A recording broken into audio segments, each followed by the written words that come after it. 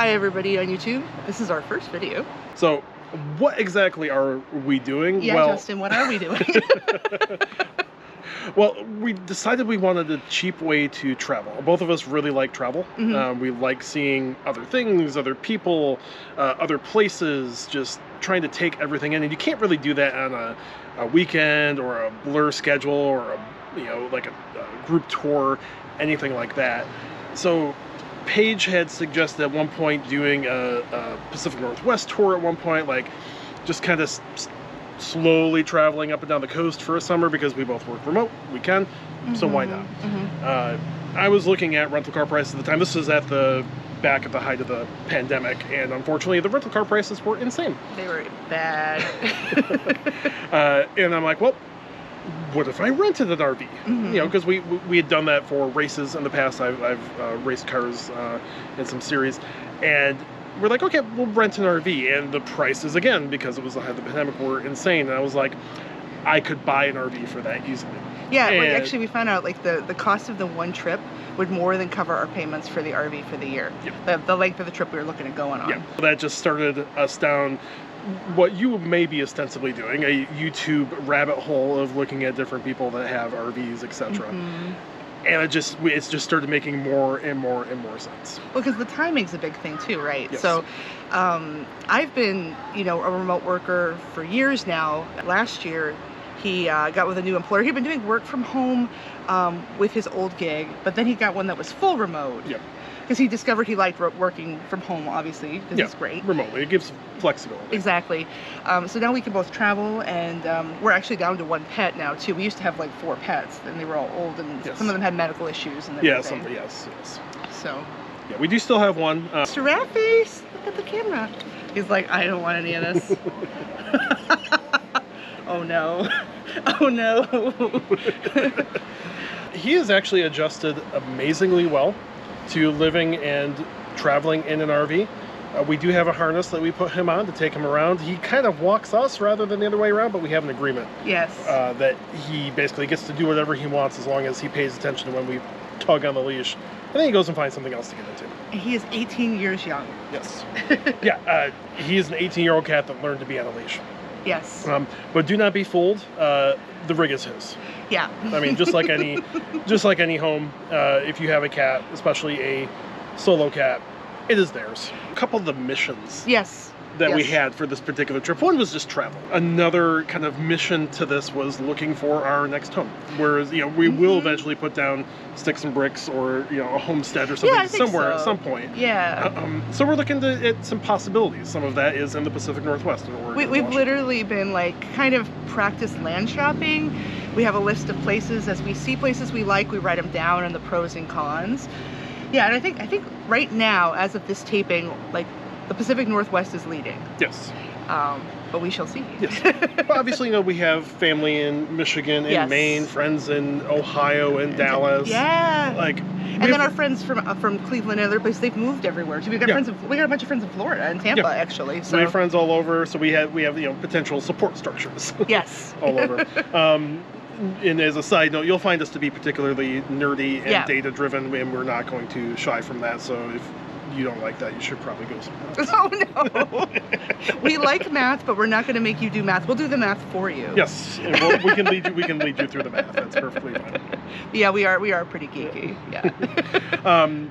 So for this first trip, we decided on, because we had never full-timed, as a lot of people have not. Right. We decided on a time length of 6 to 12 months. Yes. For what was kind of like the bare minimum. We had a couple of other trips besides the Pacific Northwest that we wanted to do. Oh yeah.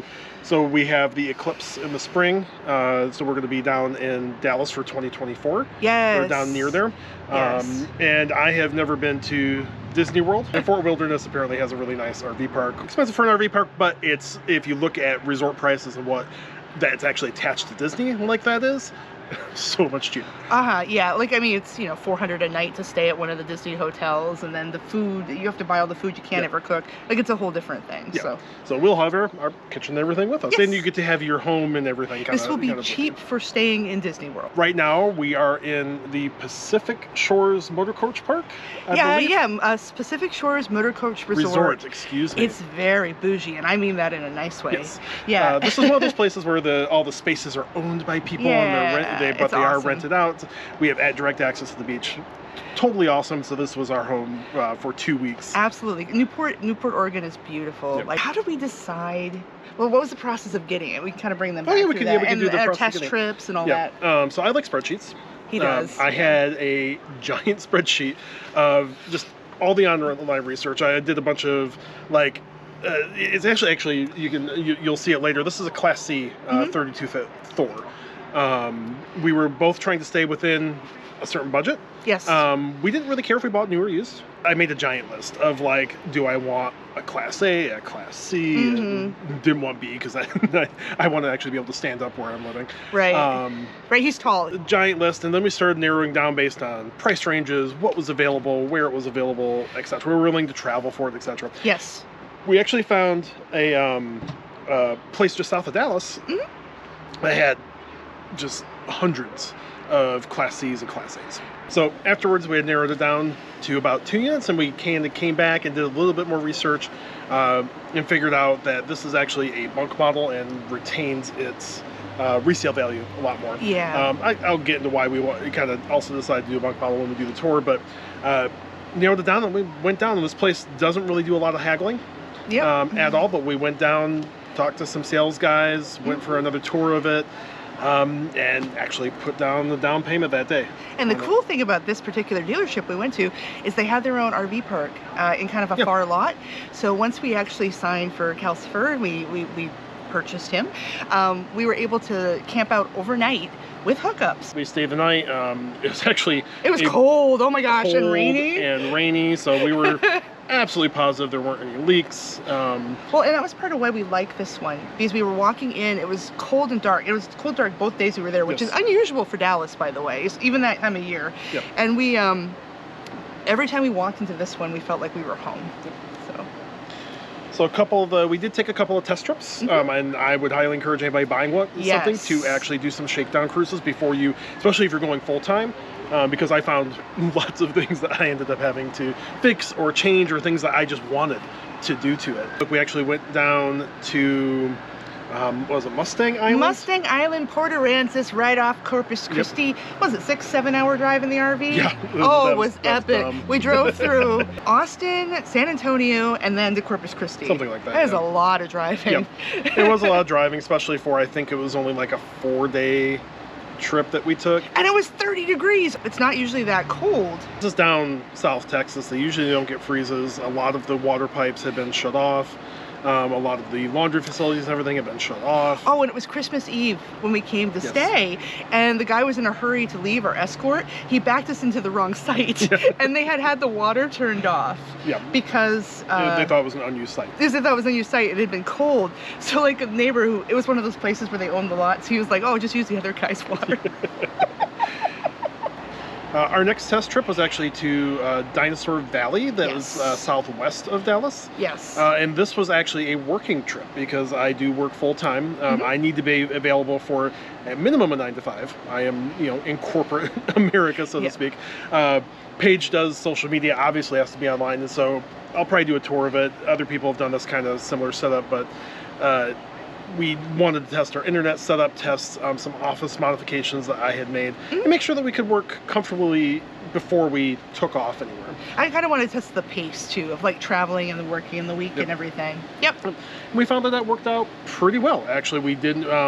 Our internet was fairly stable. I did discover a couple of kinks and stuff here and there, but we ended up fixing actually a bunch of stuff while we were there. That was a really fun trip. Yeah, it was a really fun trip. We got to check out the park that was down there and just explore around and make sure that we were happy with the rig. After that, we actually parked at a KOA that was in Dallas. We moved out of our apartment, moved a lot of stuff into storage, moved the rest into Calcifer, and then took off. And this is 9 weeks as we're filming this. We'll see how long it takes me to edit it, but it was 9 weeks as of filming. Maybe I can flash how long it's been. Yeah, actually. Actually, but yeah, this is it was 9 weeks, 2 days ago that we've been on the road. Yep. So. So we did mention moving fast. Yep. So the first 2 weeks, we drove from Dallas, actually through Dallas. Oh my gosh, what an adventure. Which was, what, a Saturday morning at least? Yeah, we got up at the dark 30. It was like 5:30 or 6 in the morning, because Dallas is very tough to drive in an RV. So yeah. Towing a Jeep, which we do tow with. We have a little 2-door Jeep called BB that tows behind Calcifer. Yep. So from Dallas, we made a beeline to just outside of Cleveland so we could visit some friends. We were there for a couple days. We went up to southwestern Michigan right after that and spent a few days there visiting my family. Yep. Then we went up to Mackinac Island, stayed I think just 2 days there. From there, we took the northern route, basically going through Minnesota, Wisconsin, South Dakota, all the way to Cody, Wyoming. Yes. And I took 2 weeks off to do this trip. That was an insane amount of distance to travel in 2 weeks. Yep. We discovered that is not how we want to travel. No. We typically are now planners, so we stayed in Cody for 22 days. 22 days. So we were there for a few weeks, giving ourselves a chance to breathe, to get used to the process of working during the week and then doing something during the weekend. And that is now our schedule, is we will travel during the weekends, either 1 or 2 days, depending on kind of what is around and what I feel like I think I can do, so that I can recover and be a human being on Monday morning.